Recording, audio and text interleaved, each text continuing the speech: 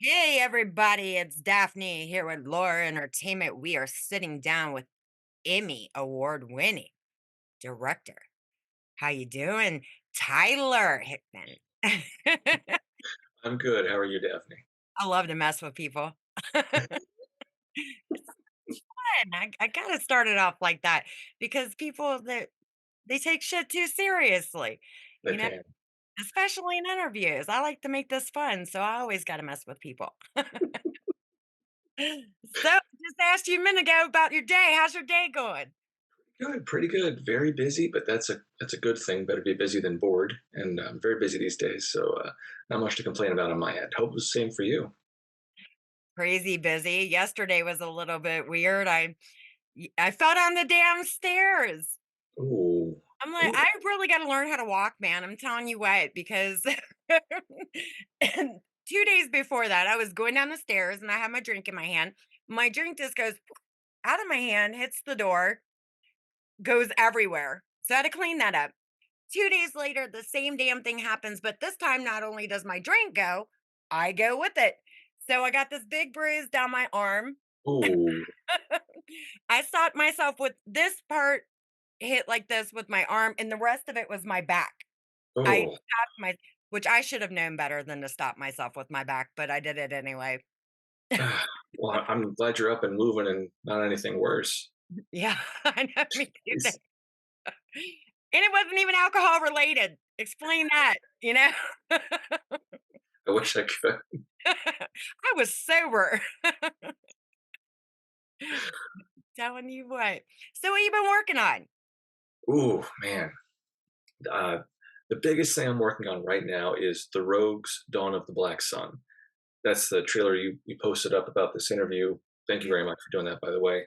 yeah, It is a action adventure, high concept, a lot of fun. Kind of going back to you know high adventure, back like the Indiana Jones movies back in the '80s. Where they did things for real. They went to real locations with real people, and they really did it. It wasn't a bunch of green screen and computer effects. It was just folks making a movie, and you can kind of feel that when you watch it. Yeah, there's this visceral quality where you can tell, oh, they really did do this, and it makes it more exciting and makes it more adventurous. And people in the audience can tell. They can tell when it's real. And so what we're trying to do with the Rogues is kind of get back to that, you know, gritty kind of filmmaking where we actually get people in these locations doing real stunts, doing it for real as much as we possibly can, and just have fun, get some escapism back in the theater, and yeah. just enjoy a movie again, you know. And there's been a few over the years that have kind of leaned more into that. The most recent Top Gun, everyone loved that one, and that was real jets flying around, and that was a lot of fun, and people responded to that in droves. They really went out and supported the movie, and I want to kind of get back to filmmaking like that, where we Yeah. have to go out and really do it, and it's more. I get a lot out of being on the set, doing it for real, because there's those moments of inspiration that spark when you're there in person doing it. If you're on a green screen, there's a lot less inspiration kind of flying around. You don't really feel it as much. Boring. It's boring as hell, man. I'm gonna be honest with you. I've had this conversation with quite a few directors, and I mean, personally, for me, this is the way I feel about that. Green screen is fun for some. As far as acting, I get that, but it's not that fun, you know? And a lot of people are sick of it. And I mean, there are people that are not. I'm just being honest, Mhm, from mhm. from people that I know, people in the industry, people that are not in the industry, kids. I've got my own little focus group. Like my kids, literally, my kids are from ages 30 down, Mhm. and there's 8 of them. And then I swear, and then there's 6 grandbabies. So I have my own little focus group. Sounds And, like it. it's just like, in a lot of the filmmakers, they don't want to do it. The green screen stuff, it's not as fun. And me, I ride motorcycles and I would never want to fake it. I would prefer just to do it. And Mhm. I've volunteered to talk in classrooms and stuff like that about the movie industry. And I've had this little boy asked me one time, and he was like, "Would you ever do a Marvel movie?" And I was like, "Maybe if it was stunts, because I Mhm, would actually get to do the stunts." I was like, "But as far as the acting, no." mhm, I said, and honestly, it's nothing towards Marvel because I like their movies. mhm, For me, it's better. I would rather go and do it than have to have my whole character constantly with a green screen. It's just no fun. No fun, right, right, you know? And a lot of people are wanting to go back to the regular days or the older days, you know? A lot of people are sick of the CGI and all of that. It's just more fun to go make the damn movie and have a lot of fun doing it. exactly right, You exactly get hurt, right. you get hurt. Oh well, you know? It's just the way it goes, you know? I mean, it happens, you know? Well, I mean, if accidents happen always, they're unavoidable in some circumstances, but on a film set, 99 times out of 100, stunts go right because of prep work and professionals, and they're given ample time to rehearse, rehearse, rehearse until they get it absolutely right. So Mhm. these, for instance, choreographed fight scenes are more of dances than they are actual fights because they know when to hit their mark, when to throw this way, when to twist this way, and it becomes almost second nature. You're not thinking about it to do it. That way, you can sort of act while you're having these, for instance, these fight scenes. And the same can kind of be said for some of the larger stunts, like vehicle stunts or things like that, where if you rehearse it enough and you're given that luxury of time to rehearse, rehearse, rehearse with the whole stunt team, with stunt coordinator, with second director, second unit, all that stuff, then when you get there on the day, barring an absolute act of God kind of accident, it should be smooth as glass. And Yeah. if it isn't, then obviously there's a wrench been thrown into the system. But that's what I like about movie making is working with real professionals who know what they're doing and they say, that's not safe, let's hold up there. Cool. Let's find another way to do it that is safe and still gets the point across, still tells the story, still keeps the characters intact because there's a way to do it. And if you Mhm. surround yourself with good professional people, you should always, always walk away happy and in one piece, Yeah. ideally. Yeah. I mean, hell, right now I could probably ride a motorcycle better than I could walk anymore. Well, hopefully, you're Anymore. not riding it even down the stairs. So I'm just wondering. Me and the stairs have a serious issue with each other. it sounds like it.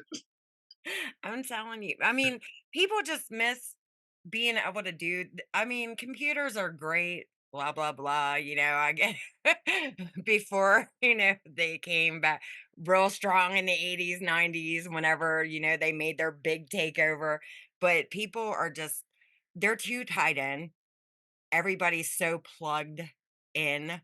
Mhm, Everybody's lost sight of everything real anymore. And it's not just movies, it's everything in mhm, life, everything in life.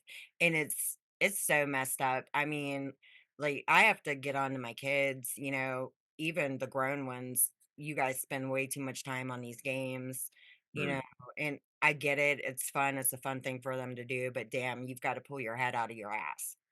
You really do because there's a difference. I mean, you're sitting there in this virtual world, rather it be in movies or, gaming, and you're lost in it, you know. It's it's taken over their brains, I think. mm, As far as video games anyway, it's taken over their brains.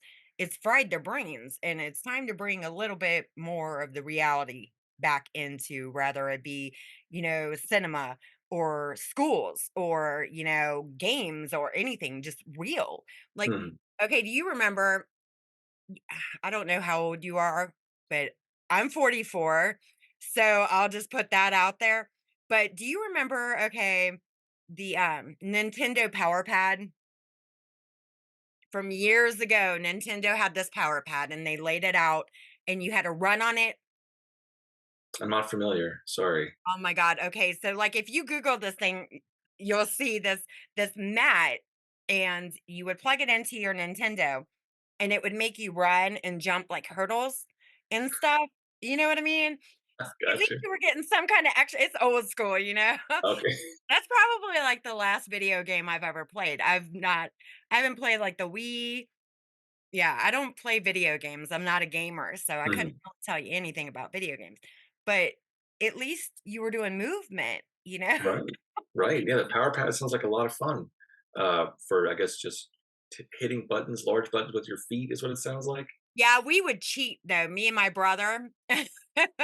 We would fold the mat over and we would race each other against the hurdles. So instead of running, we would both get on the ground and take our fists and just sit there and Defeating jump. the purpose of the pad essentially just becomes a big controller on the ground. We cheated a little, only when we got tired, you know? Oh, I got you. Right. But I mean, it's just stuff like that, the games now, and they're so advanced more than they were then. I think that's probably like those are the last video games I've ever played. Yeah, I'm not too well versed in game stuff just because I've been so focused on just movies. That's kind Yeah, of I've been accused of having a narrow focus and just being cinema minded, and I'm fine with that. I'll wear that label. That's fine with me. yeah. And so anytime I have downtime, I like to just dig into film and see, some hidden gems and explore different genres and different eras of filmmaking and different film techniques. And I love behind the scenes stuff on films and all that just kind of, seeps into my brain. So when I'm writing a new script or coming up with ideas, these things, they're all kind of bubbling up to the surface and helping me to filter out some of the stronger ideas that I have and getting them out on paper. And then if they're strong enough, then going out and filming them. And Mhm. that's, yeah, I really love that process. That is just a lot of fun. What do you think about horror movies? Ooh, there are some fantastic, fantastic horror movies. Yeah, there are probably half a dozen that I hold in very high regard that I'll refer back to sometimes when I'm coming up with my own things. And I've done a couple horror movies myself, so I've kind of dabbled in the genre. But yeah, there are some very very good horror movies out there. What's your favorite? Or well, Halloween, I won't put you on the spot like that because I know people can have more than one just favorite. But I that's mean, true. what would be one of your favorites? Halloween, the original John Carpenter Halloween, or John Carpenter's The Thing, which is just a dynamite film. The original Evil Dead, that's amazing. Sam Raimi, incredible. Shining's up there just because it's so unsettling even today. I mean, God, that movie is just a masterclass in in horror and just in Nicholson was tension. twisted in that Oh movie. my God, it stays with you. It really does. There's so many just unsettling things that were done so well in that film. Just so yeah, th- th- there are quite a few that I've kind of learned to love more over the years.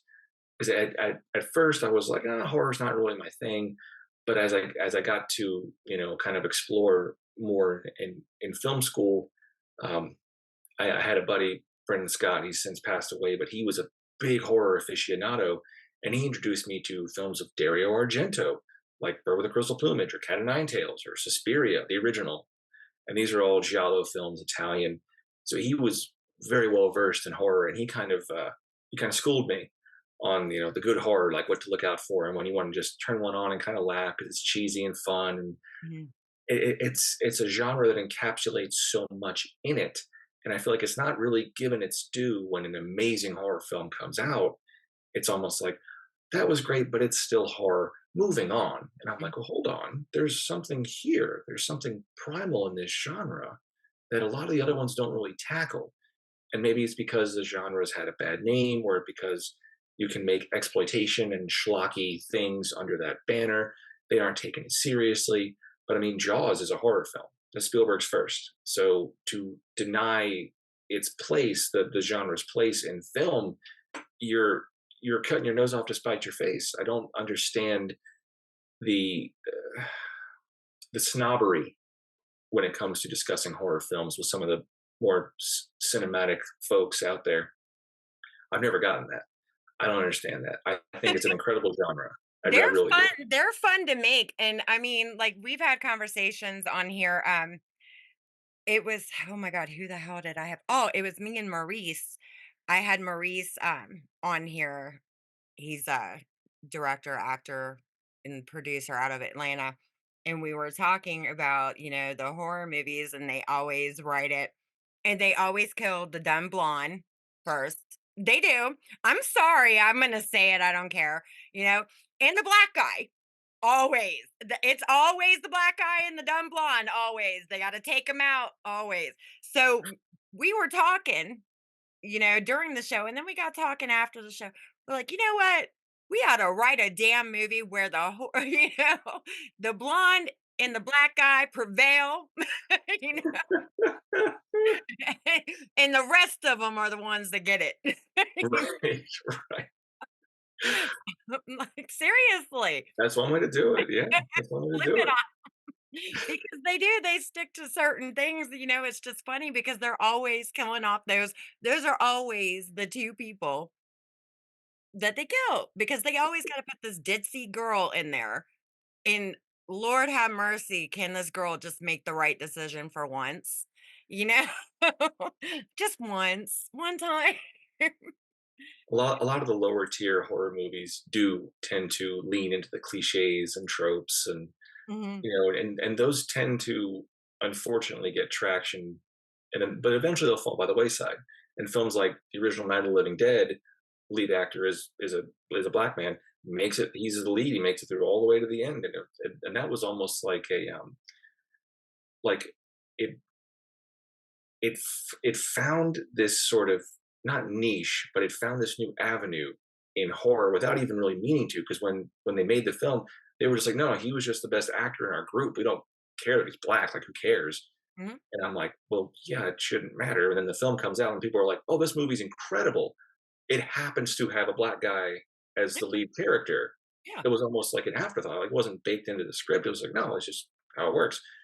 And I don't know what people took away from that in the years um, since, where they do fall in this trope of like, oh, we've got a black guy in our film, we got to kill him off. We have the blonde girl, we got to kill her off. I'm like, did you guys not see like one of the best horror films ever? Did you guys miss Night of the Living Dead? Did that not happen? No. Okay, I guess we're just doing tropey I things. think it's that expression that they used to use about dumb blonde. They always said the dumb blondes, the dumb blondes. But usually, I mean, I'm not gonna say that there aren't to an extent, but there's dumb people with any kind of hair color, men, Yeah. women. It don't even I guess it was a stereotype that kind of just got thrown out there, so they figure, we'll just kill the dits, you know? Right. But I mean, horror movies are so much fun to make. I've been in a couple, of the little shorts, and I have had so much fun. And they've had an issue. There was one that I did, and I'll just say her name. A friend of mine, her name's Jen, and because of my hair being blonde, and she was like, "We're gonna have to put blood in your hair. Is it gonna stain your hair? Oh my god!" I'm like, "I don't give a shit if it stains my hair, or whatever. Just throw it in there. I can re-dye my hair. I don't care. You know, Right. let's just get it done for the movie, whatever. Just throw it in there."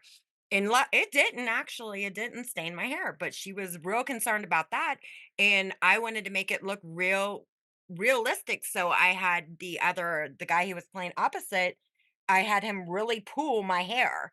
And she was like, "We don't really want him to do that." I'm like, "Look, I didn't drive all the way up here for this shit to look fake. So, you know what I mean?" If I'm telling him, and I'm not tender-headed, and I told him to grab the shit and let's get this over with. And he did. So he did, and it Right. looked good. I mean, that whole scene looked good. I'm not tender-headed. I grew up with 8 brothers, so it is what it is. I'm not no little wimp, you know?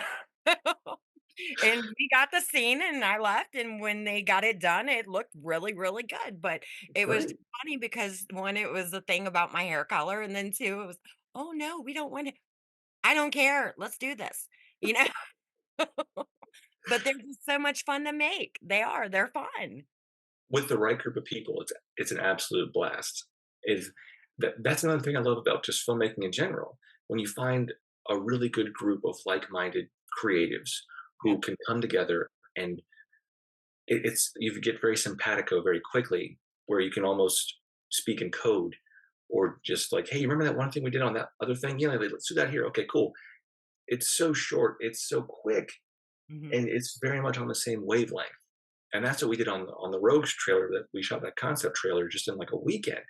But that crew, that cast and that crew, one of the best I've ever worked with, because everyone almost instinctively knew this is what we're trying to do. This is the kind of movie we're going to make. Everyone's got to wear a lot of hats for this. We understand. We don't care because we can get it done, and we know it's going to look great in the end. Mhm. And I am still blown away that we pulled that off in a weekend. I It's amazing. But that's a testament to the cast and the crew. And if you find the right team, you can have the best time having tons of fun making movies. I mean, why not have both? Why not make a great product and work with a great team? It just seems like kind of obvious. Like, yeah, all we need to make the rest of the movie is just some money. Just give us a financier, and we can distribute and get it out there. But with the same crew, we can absolutely make it happen.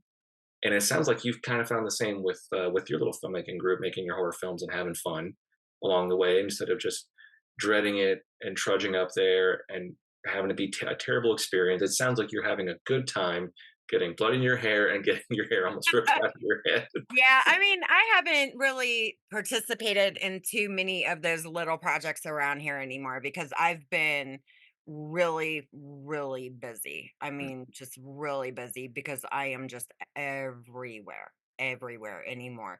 And I really wish I could, but I stay in contact because you've got to keep your contact. But one thing that really, I sat here and I listened to all these people that want in, to this industry. And what gets me is they're like, yeah, the film industry is clicked off or something, a click. And what it is I don't really think it's so much as a click. What it is so many people have worked together so many times Right. that it's hard when you're used to working with people so much to bring new people in that you don't know if they're reliable. You Mhm. don't know if they're going to be, breaking NDAs or if Right. they're up to no good or, so it's not the fact that the film industry is one big click or a couple little clicks. It's the fact that there's a lot of money on the line, millions and millions of dollars on the line. And in order to be in the click, you got to be able, one, you got to be reliable, Mhm. better be able to work and pull off these. I'm sorry. Yeah. Yeah. I get, SAG after's guidelines of the 12-hour days, but it's not 12-hour days. It's 18, 19, 20, 20-hour days, whatever. You better be able to hack it because if you can't, you're in the wrong industry Mhm. or in the wrong industry.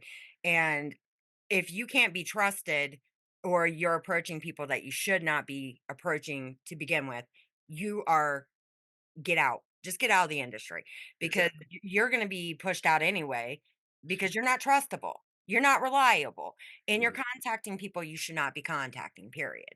And Absolutely. we don't need you in the industry like that.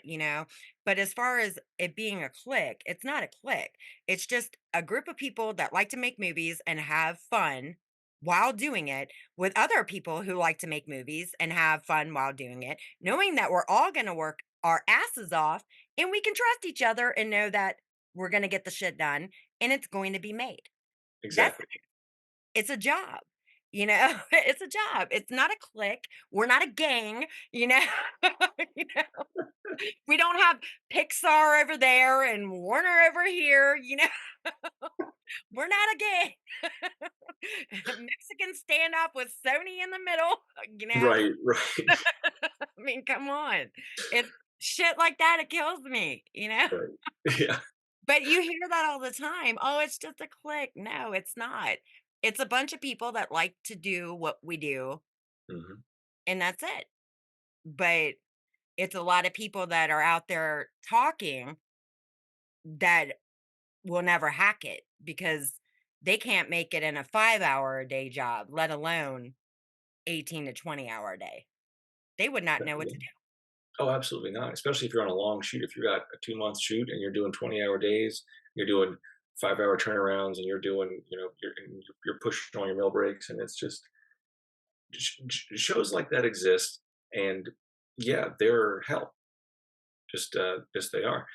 And to maintain a level of any kind of fun when you're on one of those sets Mhm. takes a very, very special individual, very dedicated individual that isn't doing this just to be a part of a clique or for a paycheck. They're doing it because it's like a it's part of who you are. It's really deep down in here somewhere, and you're finding your group, your people that you're having fun with, making movies with.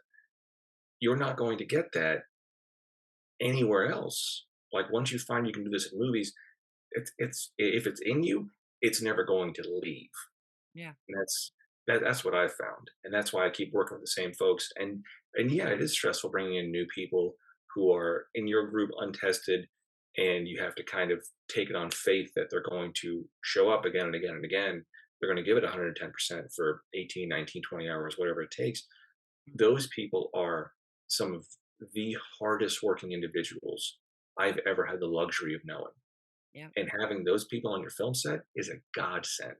So if you can get some of those folks in your corner, especially at the ground level, if you're just trying to make it yourself and find your way, filmmaking is a collaborative art. Painting is not, writing is not, working on music composition. Those are all solo kind of artistic endeavors. Filmmaking is not. So to try to go at 100% alone, I wouldn't recommend it. I think you're selling yourself short because this industry is it's not a click, but it is built on contacts because people have to know that Mm. you're trustworthy, you are reliable, you will show up, and that only works if word of mouth works in your favor. If you go to a show and you're working 2 weeks and you crap out and you just bail, you're not going to get another job. Who's going to hire you? Because now word of mouth is, oh, that person was not worth the time. So if you aren't willing to show up 20 hours a day, this is not the industry for you. I agree. And I mean, that's another thing that a lot of people don't understand. When I did Donnybrook, we were in the cold for 3 nights. And the first night it rained really bad. And I think that's why I kind of felt that's what I've said that before. I fell in love because I was already running a business, so I knew business. Mhm. I'm pretty well educated. I did 6 years of college and then had started my own business and then fell into the industry. It kind of circled back. Um, but Tim Sutton, he was the director for that movie. And the 3 nights, the first night it was raining. So where they had filmed that fight scene, the cage fight, it was a campground in Burlington and the ground was so muddy. And the next night, I was in shorts and a tank top, and it was 14 degrees, and we were out there overnight, 5 to 5. Oh, yeah. Didn't care, I was having a friggin' hell of a time, man. But I loved his energy because when he come in to introduce himself, he was like, "Hi, my name is Tim, and this is my movie. You guys are gonna have fun. And if you need anything, we're here to make a movie. Let's make the best fucking movie ever." Blah blah blah. You know what I mean? And I'm like, "Damn, he's the director. All right, cool. All right." So we get up to the cage and he's playing Metallica, and I'm like, "All right, I can dig this." So I mean, and then 2 nights in a row. I mean, working with him, I loved it. I did not care, but half of the people had disappeared didn't come back, ate, on their break or whatever, because I started as an extra, so they had ate on their mid break and then left, disappeared. I'm like, oh, they'll never be back. After that, they'll never be back. And the next night went back, so they could finish out their scene. And it was so much fun. I had a blast. And after that, I just straight ahead, Oh, stayed in yeah. the industry ever since. But that energy, and knowing he was freezing his ass off too. It was just but me, I was a little bit more naked than he was, but I Right. didn't it was just so much fun. I think I just fell in love. I was covered in mud. It was fun. It is But definitely something that if you're able to experience something like that to that extent where it's, yeah, multiple nights and night shooting, and then you have to go up in the day, and then it throws off your whole sleep schedule on top of everything else. And yeah, it's freezing, it's wet, you're covered in mud or in some cases blood or gore or whatever, and you come back for more. Yeah, that is dedication you can count on, and that's why it might feel cliquish to people on the outside because they don't understand that kind of dedication that it takes to do things like this. It is not a 9 to 5. It is not a punch a clock. It Mm. is you're in it and you've got to give it your all or don't start. It's just that simple. Or do something else entirely. If you don't want to be on the set, that's fine. There's so many folks that aren't on the set, behind the scenes, pre-production, production, post-production, that are doing incredible work, not having stepped on a set. But if you think those folks aren't working incredibly hard with sometimes crushing hours and grueling situations, you're misunderstand. Like you're misunderstood. Those folks who aren't on set on these big films bring so much to them that it gives the people on the set the ability to do what they do. And that support structure that's there is integral. So each one needs the other. It's that big machine, big well-oiled machine when you're on a fun set that yeah, like you need every piece needs to be working cohesively.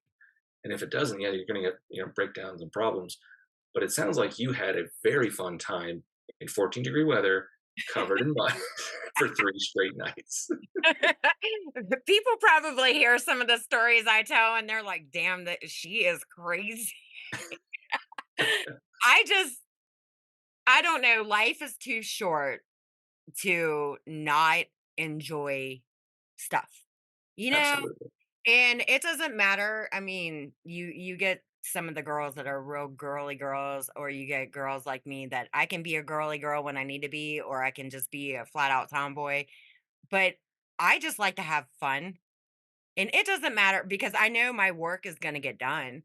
And Mhm, I know when I put my work out there, my work is going to be great no matter what. I'll make sure my work is great, but mhm, I'm going to have fun doing what I do to get it out there to where it needs to be, no matter what it is, no matter what it is. I'm going to enjoy what I'm doing, period. No matter what it is, even if I'm working on somebody else's, doesn't matter.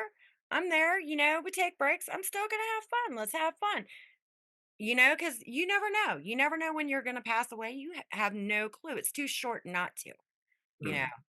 And I like to enjoy life. And there are people, I'm sure, 14-degree weather, there probably would have been a lot of girls that would have been like, "No." No. Hell no. But me, I'm just like, "All right." NyQuil and Vicks Vapor Rub, we're good. Just power through. Just power through. And a lot of shoots will have that. They'll have that aspect where you have to dig deep and, just sort of figure out like, okay, I got more in me. I can go one more take. I can go one more night. I can go one more week. These things happen. Shoots get extended, reshoots, things like that, and you come back because you love it. And yeah, I cannot stress that enough. And man, yeah, just talking about it makes me want to get back on set. I just want to go out and shoot See, I got something. you riled up now. You're like, "All right, let's do this."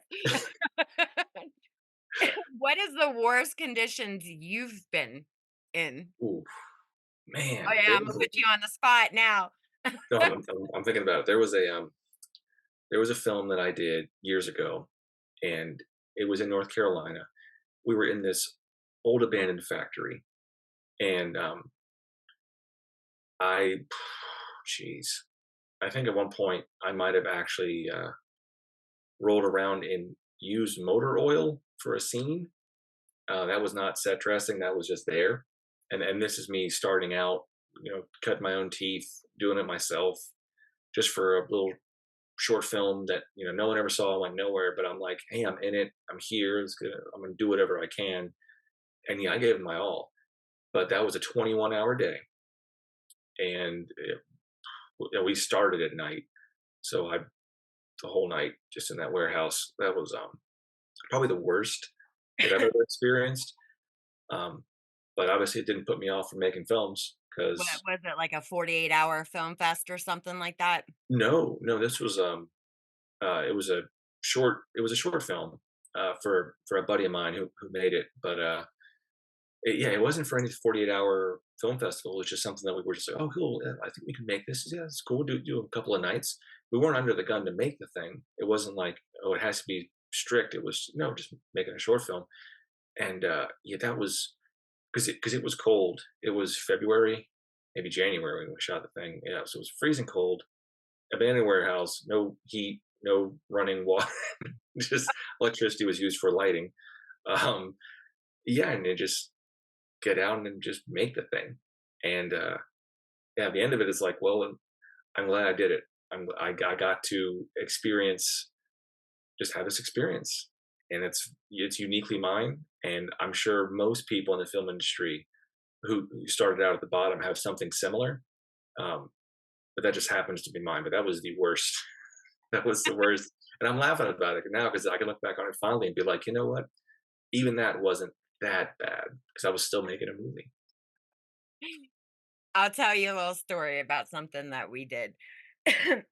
I was production manager on this set, for this little 48-hour thing that we did, and there was this, guy, and he had to do this explosion scene. He was covered in all this burn makeup. Oh my god, Jason did an excellent with his makeup, and, so there was a scene where he had to lay outside in the snow, okay? So, he was wrapped in garbage bags, and in the first take, okay, garbage bags and like the little heating things for your hands kind of shoved in there, because we knew he'd be laying there for a minute. And he laid out there, and Terry, buddy of mine, I'm gonna put him on the spot. Terry Luke Meyer, he shot the Reds video for Marty. He's got that How We Looking. It's a documentary. He's Oh, actually the director of that. And we shot the scene with him laying out there. So the actor goes in, he's getting warm. Me and Terry were sitting out there and we're looking at the scene and talking. We're like, man, we should fuck with him. And he goes, what do you mean? I was like, yeah, we should get him back out here and taking our, doing our take. He'd already taken the stuff out of his, the warmers out, trash bag. We tell him, oh man. get him out there, lay down again in the snow. Act like we're doing a whole nother scene. Roll the camera again, get him up, act like it's over. Then after it's all said and done, get him in there and tell him, "Oh yeah, by the way, we really didn't shoot that. We didn't even need." He's like, "What?" I'm like, we started cracking up. We thought it was funny. It Well, wasn't the if you're having yeah, if you're having fun with the right people, then you can you can do stuff like that. well, I mean, 40, we went 48. Well, actually, I technically had went, oh my god, it was well over 48 hours because I had to do this was as I was coming into the film industry in the beginning. So I was still running my business, which was actually a cleaning and painting business in the Mm, beginning. And I had the base camp set up at an apartment complex that we were using. So I had just cleaned that whole unit. And the manager there was a buddy of mine. So I was like, I want to use this unit as a base camp, which he was cool with. And mm, I had cleaned the unit. We used it as base camp. I had to go back in and clean the unit. So that was a whole day right there by itself. Then, not to mention all the paperwork and everything I had to do. So I literally worked 3 days before we did the 48 hours. So I was going on 5 days. Yeah, I was in the mood to mess with some people 5 days straight. Barely any sleep, probably 4 or 5 hours of sleep for 5 days. Yes, I was in the mood to mess with people. It I was can fun, understand that. That makes sense. Yeah, that tracks. right? It's nice to be able to work with people who have that kind of sense of humor, who will work very, very hard to get the product right, to get the film made the right way. but can also blow off steam and have fun in a way that's a little wrong, but in the right kind of way. I don't know how else to phrase it, but something like that where y- you've got your buddy and he's doing something crazy, and you're like, I have an idea. I did something similar to a buddy of mine, a really good friend of mine, Nate Lofton, who's been in pretty much everything I've made. He's in the Rogues trailer too. Um, yeah, that guy's a machine. He will do kind of whatever is needed for the film. Incredible actor. But one of the first things I had him do for one of the very first things we ever did together was he was playing a guy who was shot twice, landed in a river, and washed up on the bank. So this is, I think, November. We're filming it, and he's in jeans and just some Henley, laying face down in the Yadkin River with bullet hole makeup, and he looks all gaunt and disheveled, and he's just laying in the river on the beach with no socks, no shoes, just doing it for I don't know how how long I said. Cold too, November? Yeah, it was real cold. He was not happy, and yeah, he will rag on me about that to this day, and as he should, because I put him through the ringer.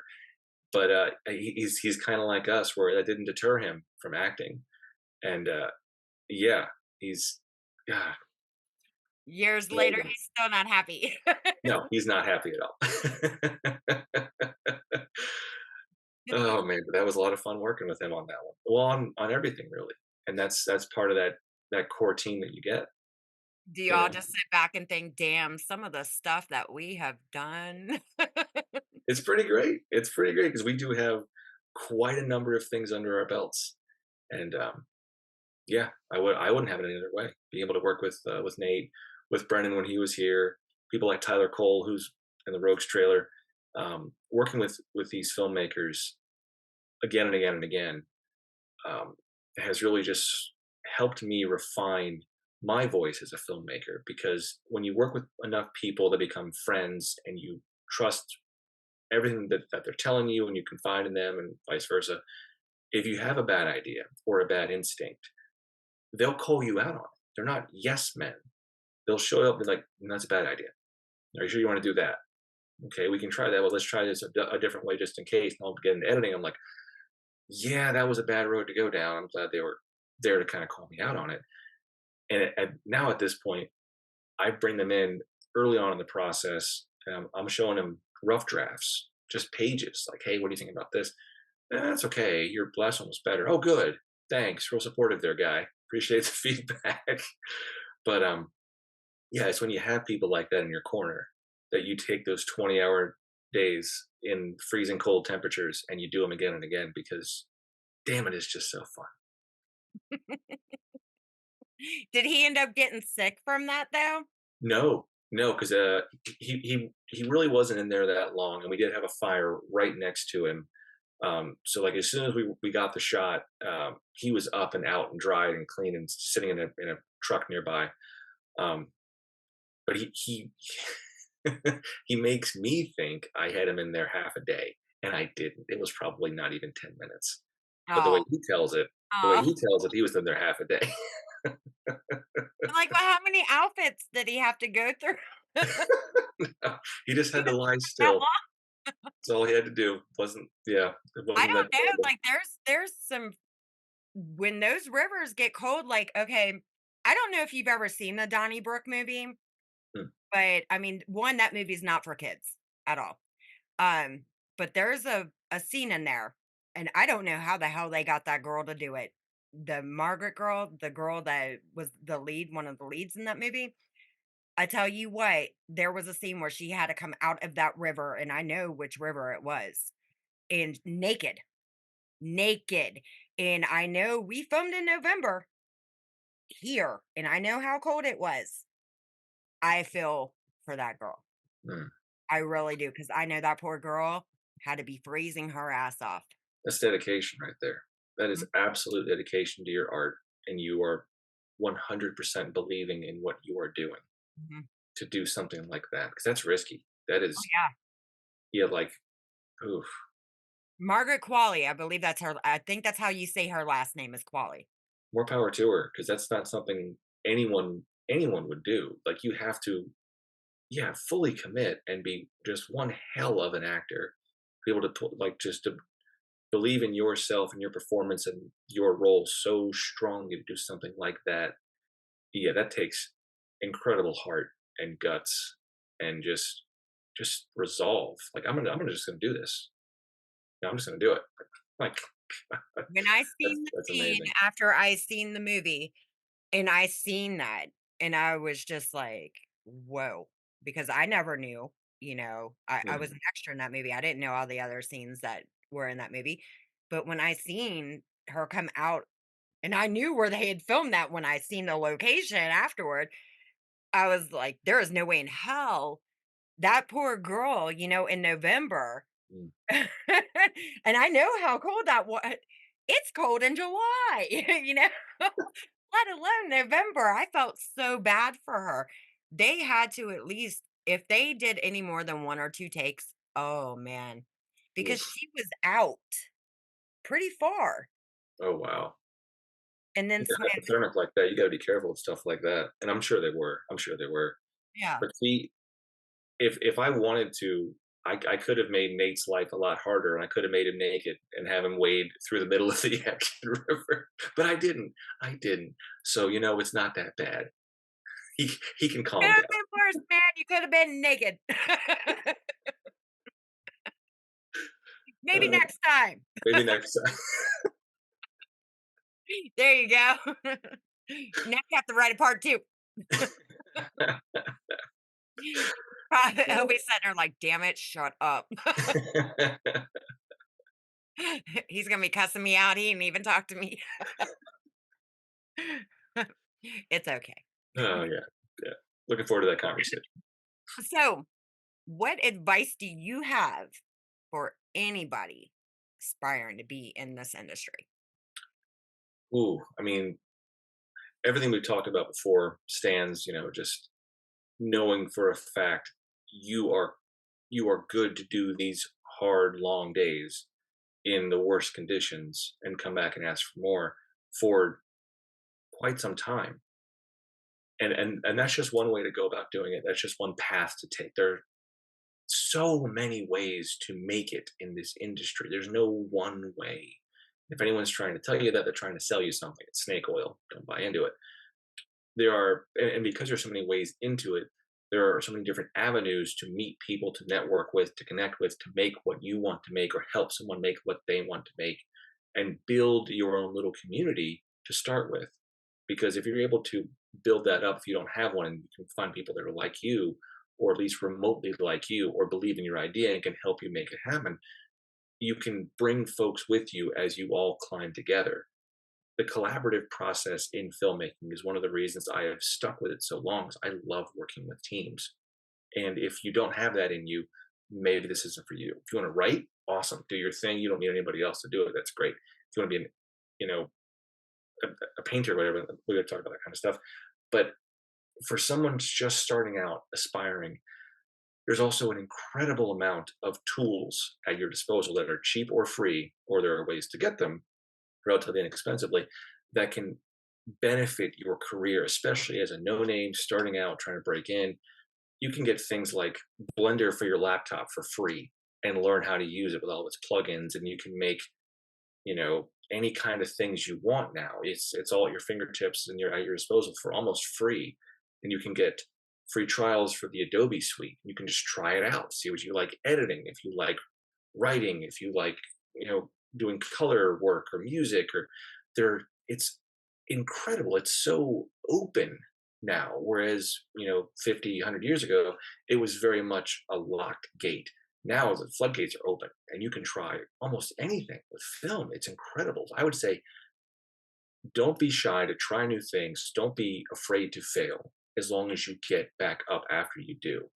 That tenacity, that stick to itiveness when you've got a group. And if you can't build a group, you're in the wrong place. Go to a new place, find a group there. But yeah, it's people that have it in their soul that are going to make it by hook or by crook. You I know, agree with you. I mean, I tell people, don't do it just to be famous. no, I mean, because one, if you're just doing it thinking, oh, for fame, don't, don't, because that's not everything. If No, you don't enjoy it and that's the only reason you're doing anything, just stay where you're at. exactly. Yeah, pretty You much. better like it before you even think about it. Yeah. There's a lot. Once you do reach a level like that, there's even people up at the top. Yeah, it's great to be where you're at, but once you're there, I'm sure getting followed around and everybody knowing every little thing and ridiculed, that gets old, you know? And there are so many departments in the film industry. So many. There are departments that, hell, there were departments I didn't even know existed, you Right, know? right. Until, I started doing what I'm doing, producing. And then I'm like, damn, there are departments I didn't even know that existed in the industry. And there are so many things that people can do, Mhm. and I just don't believe in doing this industry to be famous. No, I think you there's actually have to I like like your I like there's easier ways to go about being famous nowadays. You can just get on social media and just post some stuff and go viral that way. If that's all you're in it for, cool, you do you. But this, like the path you're trying to take in this industry, unless you're already connected, unless you're already, someone's kid who's already famous, something like that, this is not the path to do that. There's probably easier ways to be famous, but yeah, the folks that want to do it because they love it will always continue to do it, whether or not they're famous. Like that doesn't matter. right. It's just getting to be able to express yourself creatively in this medium. That's what matters. And those are the folks that are probably the ones you want to surround yourself with because they'll just help you and help you stand even taller. And that's what my group has done for me. Absolutely. Yeah. I mean, I agree. I agree completely. Just like when I hear some of these kids and I'm going to get famous on YouTube. And I'm thinking, man, YouTube will eventually go away, you know, or TikTok.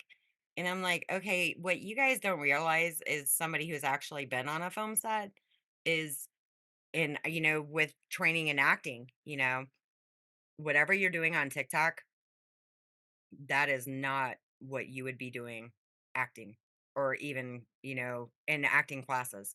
There is a complete difference. You're Mhm. basically Millie and Vanilli, you know, with the TikTok shit versus anything you would be doing on a film set, I'm Film so sets are a lot more involved, I will say. Film sets, and that's because there's so many moving parts. Whereas TikTok is just you with your phone, you kind of do your own thing.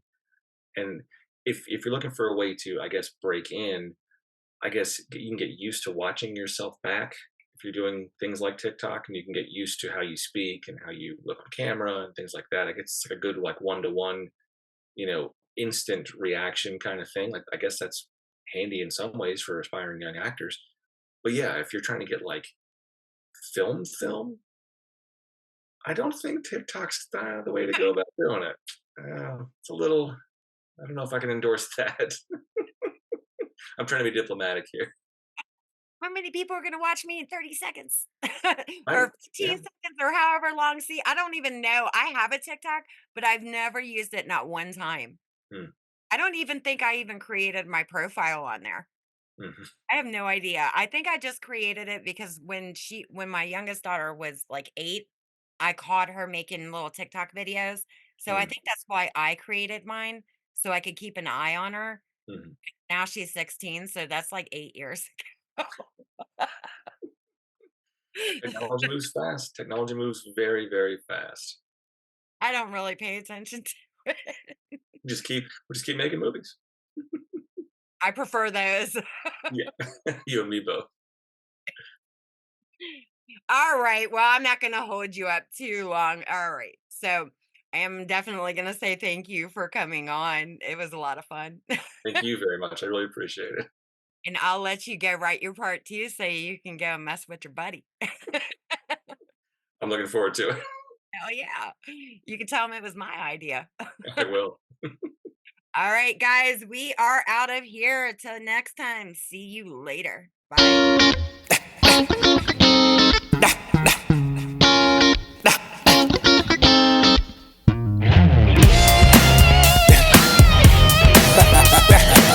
Yeah, yeah, it's over, baby. You said that you love me, you said that you care, you say that you will die for me, girl, but you know that just how that. I don't care what you say, I don't care what you do. No need to look to your left, girl, cause nothing belongs to you. Now you try me, you know you can't run them games on me. Now you creeping, I saw you stepping out with that G, yeah. Say what you wanna say, do what you wanna do, play how you wanna play. It's over, it's over, it's over. Say what you wanna say, do what you wanna do, play how you wanna play. It's over, you know, you know, you know it, you know it. No more playing with my mind, no more wasting all my time, no more telling all your girlfriends that you're spending every dime. You know you don't get nothing from me. It's time to set your whole heart free.